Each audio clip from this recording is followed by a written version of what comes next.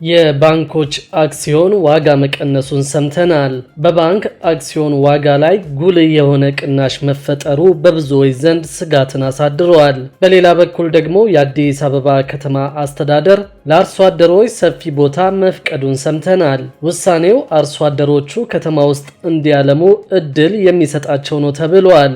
ሰላም ቤተሰቦቻችን፣ መረጃዎቹን የት ሀገርና የት ከተማ ሆናችሁ እየተከታተላችሁ እንደምትገኙ በሐሳብ መስጫው ላይ ጻፉልን። ከባንክ አክሲዮን ጋር በተያያዘ ያላችሁንም ሐሳብ አካፍሉን። አሁን ዝርዝር መረጃዎቹን አንድ በአንድ ወደ እናንተ እናደርሳለን። እስከ መጨረሻው አብራችሁን ቆዩ።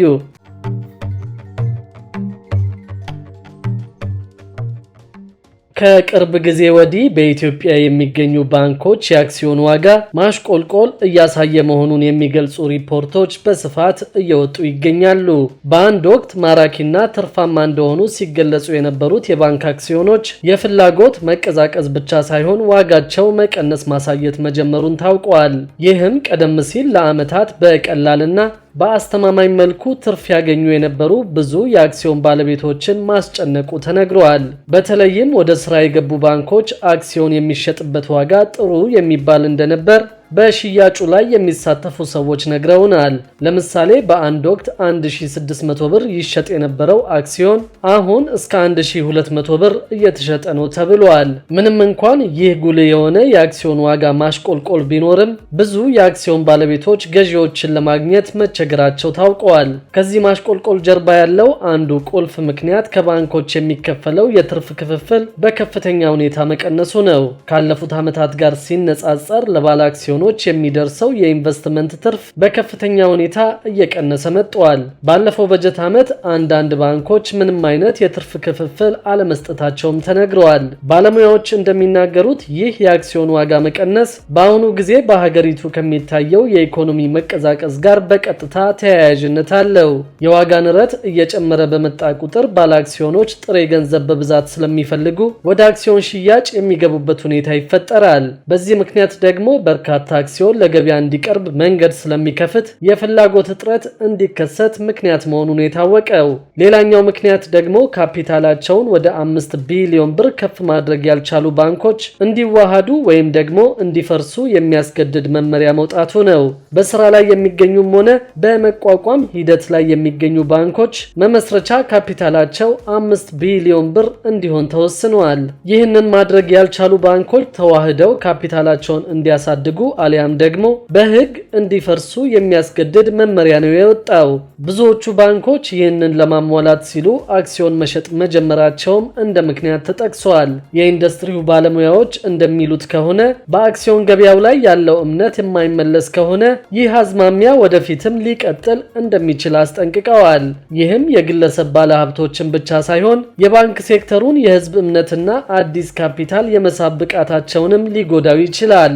በሌላ በኩል ደግሞ የአዲስ አበባ ከተማ አስተዳደር ለአርሶ አደሮች ሰፊ ቦታ መፍቀዱን ሰምተናል። ውሳኔው አርሶ አደሮቹ ከተማ ውስጥ እንዲያለሙ እድል የሚሰጣቸው ነው ተብሏል። የአዲስ አበባ ከተማ አስተዳደር አርሶ አደሮች በከተማዋ ውስጥ የሚገኝ ሰፊ ቦታ እንዲያለሙ ውሳኔ አስተላልፈዋል። ከከተማው እድገት ጋር አብረው ማደግ ሲገባቸው ከልማቱ ሲገፉ የነበሩና በከተማ ውስጥ ያሉ አርሶ አደሮችን ጥያቄ ለመመለስ ተግቶ በመስራት ላይ እንደሚገኝ የአዲስ አበባ ከተማ አስተዳደር መሬት ልማትና አስተዳደር ቢሮ አስታውቋል። በዚህም መሰረት አርሶ አደሮች በያዙት ይዞታ ላይ ራሳቸውን ችለው እንዲያለሙ አሊያም ደግሞ በጋራ ማልማት እንዲችሉ ኃላፊነት ሰጥቷል። ይህን ወደ ተጨባጭ ተግባር የቀየረው የመሬት ልማትና አስተዳደር ቢሮ ስትራቴጂክ ካውንስል ከ30 በላይ አርሶ አደሮች በይዞታቸው ላይ የማልማት ጥያቄ ማቅረባቸውን ያስታወቀው። በዚህም መሰረት ከከተማው ፍላጎትና የአርሶ አደሩን ሕይወት ለማሻሻል ከፍተኛ አስተዋጽኦ ሊያበረክቱ የሚችሉ የልማት ጥያቄዎችን በመቀበል 16.7 ሄክታር ቦታ ላይ አርሶ አደሮቹ እንዲያለሙ ውሳኔ አስተላልፈዋል። እንደ ቢሮ ከሆነ ውሳኔዎቹን የከተማው ስታንዳርድን የጠበቁ መሆናቸውን አስታውቆ ለአብዛኛው አርሶ አደር የዘመናት ጥያቄ ምላሽ መስጠቱ አርሶ አደሩ ከከተማው ልማት ጋር አብሮ ሕይወቱን እንዲቀይር በር የሚከፍትለት ነው። አክሎም የአዲስ አበባ ከተማ መሬት ልማትና አስተዳደር ቢሮ የጀመረውን ተቋማዊ ሪፎርም በአገልግሎት የአገልግሎት ዘርፍ መሻሻል እያመጣ መሆኑን ጠቅሷል። ባለፉት ዓመታት ከከተማው እድገት ጋር አብረው ማደግ ሲገባቸው ከልማቱ ሲገፉ የነበሩ በከተማ ውስጥ ያሉ አርሶ አደሮች ጥያቄን ለመመለስ ቢሮ ተግቶ በመስራት ላይ እንደሚገኝም ነው ያስታወቀው። በሌላ በኩል ደግሞ ከ3.3 ቢሊዮን ብር በላይ በሚያወጡ የታክስ ቅሬታ መዝገቦች ላይ ውሳኔ ማሳለፉን የታክስ ይግባኝ ኮሚሽን ተናገረ። ከነዚህ መዝገቦች ገሚሶቹ ለመንግስት የተወሰኑ፣ ገሚሶቹ ደግሞ ለቅሬታ አቅራቢዎቹ የተወሰኑ ናቸው ተብሏል። የግብር አከፋፈልና የጉምሩክ ጉዳዮችን በተመለከተ ግብር ከፋዩ ማህበረሰብ የሚያቀርባቸውን ቅሬታዎች በመመርመርና ሁለቱን በማከራከር በገለልተኛነት ፍትሃዊ ውሳኔዎችን እየሰጠ መሆኑን ኮሚሽኑ ባወጣው መግለጫ ጠቅሷል። በዚህም ባለፉት 9 ወራት ከቀረቡለት 1144 የግብር አቤቱታ መዝገቦች ከ3.3 ቢሊዮን ብር በላይ በሚያወጡ 686 መዝገቦች ላይ ውሳኔ ማሳለፉን የኮሚሽኑ ፕሬዝዳንት አቶ ሙሉጌታ አያሌው ተናግረዋል። ከዚህም ውስጥ 295 መዝገቦችን ለመንግስት አካላት ማለትም ለገቢ ሰብሳቢ መስሪያ ቤትና ለጉምሩክ ኮሚሽን ሲወስን 232 መዝገቦችን ደግሞ ለቅሬታ አቅራቢ ግለሰቦች መወሰኑንም ፕሬዝዳንቱ ጠቁመዋል። ሁለቱንም ወገን በማከራከር የመንግስት አካላትን ውሳኔ እስከ መሻር የደረሰ ውሳኔ የማሳለፍ ስልጣን አለንም ብለዋል። አንድ የግብር ቅሬታ በ4 ወር ጊዜ ውስጥ ቀርቦ ውሳኔ ማግኘት አለበት የሚሉት የኮሚሽኑ ፕሬዝዳንት አቶ ሙሉጌታ በኮሚሽኑ የገቢዎች ሚኒስቴርን እና የጉምሩክ ኮሚሽንን ውሳኔ ሽረን ገንዘቡ ለቅሬታ አቅራቢው ተመላሽ እንዲሆን የአፈጻጸም መመሪያ ብንሰጥም መስሪያ ቤቶቹ ሳይፈጽሙት ለረጅም ጊዜ ይቆያል። ይህንን ችግር ለመፍታትና ይግባኝ ባዩ የተወሰነለትን እንዲያገኝ ለማድረግ ከሁለቱ ተቋማት ጋር እየተነጋገርን ነው ብለዋል። የታክስ ይግባኝ ኮሚሽን ከየትኛውም የመንግስት አካላት ጋር ግንኙነት የሌለው ነው የተባለ ሲሆን በፌዴራልና በአዲስ አበባ ከተማ ደረጃ የቅሬታ ማቅረቢያ ቢሮዎች አሉትም ተብሏል።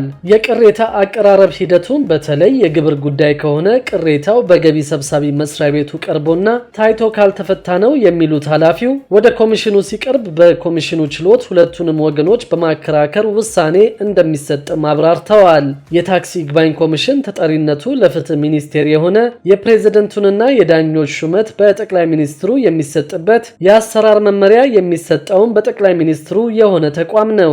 ይህ ከሆነ ታዲያ የገለልተኝነቱ ሁኔታ እንዴት ይታያል ተብለው ለተጠየቁት ጥያቄ ፕሬዝደንቱ ምላሽ ሲሰጡ የኮሚሽኑን ውሳኔ እንዲያስፈጽሙ ቅሬታ ለቀረበባቸው ቢሮዎች ይላካል ተብሏል። ጉዳዩ ከኮሚሽኑ አልፎ ወደ ፍርድ ቤት የሚያመራው በውስጡ የህግ ስህተት ካለ ነው። በዚህ ዓመትም 17 ጉዳዮች ወደ ፍርድ ቤት እንደሄዱ ኃላፊው ተናግረዋል። በሌላ በኩል ደግሞ በከፍተኛ ደሞዝ ትቀጠራላችሁ በሚል ብር ከከፈሉ በኋላ የሥራ መደቡ የለም እየተባሉ መሆኑን ስራ ፈላጊዎች ቅሬታ አቅርበዋል። በአዲስ አበባ ህጋዊ የሥራ አገናኝ ኤጀንሲ መስለው የቅጥር ማስታወቂያ በማውጣት በፈለጋችሁት የሥራ መደብ በከፍተኛ ደሞዝ ስራ ትቀጠራላችሁ የሚሉ አጭበርባሪዎች መኖራቸውን ስራ ፈላጊ ቅሬታ አቅራቢዎች ተናግረዋል። ቅሬታ አቅራቢዎቹ እንደገለጹት ከሆነ በተለይ በአዲስ አበባ ከተማ በ22 እና በሜክሲኮ አካባቢ ቢሮ ከፍተው ህጋዊ ኤጀንሲዎች ነን የሚሉ አካላት ተበራክተዋል። አክለውም የሚያወጡት የሥራ ማስታወቂያ ከፍተኛ ደሞዝ ያለውና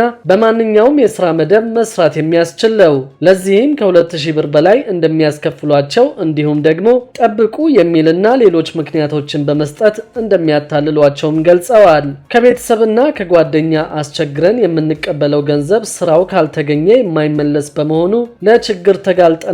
በመሆኑም ይህንን ጉዳይ የሚመለከተው አካል ትኩረት እንዲሰጠው እንፈልጋለን ሲሉ ቅሬታ አቅራቢዎቹ ተናግረዋል። ፈቃድ ሳይሰጣቸውና ከተፈቀደላቸው ውጭ ገንዘብ የሚያስከፍሉ ኤጀንሲዎችን በተመለከተ ምን አይነት ቁጥጥር እየተደረገ ነው በሚል ለአዲስ አበባ ከተማ ንግድ ቢሮ የኮሚኒኬሽን ዳይሬክቶሬት ዳይሬክተር አቶ አሸናፊ ብርሃኑ ጥያቄ ቀርበዋል። ዳይሬክተሩ በምላሻቸው በዚህ ጉዳይ ላይ ከፍተኛ ቁጥጥርና ክትትል እየተደረገ መሆኑን አንስተው ህጋዊ ፈቃድ ሳይኖራቸው ማስታወቂያ በመለጠፍና ህጋዊ በማስመሰል የሚንቀሳቀሱትን በጥናት በመለየት እርምጃ እየተወሰደ ነው ብለዋል።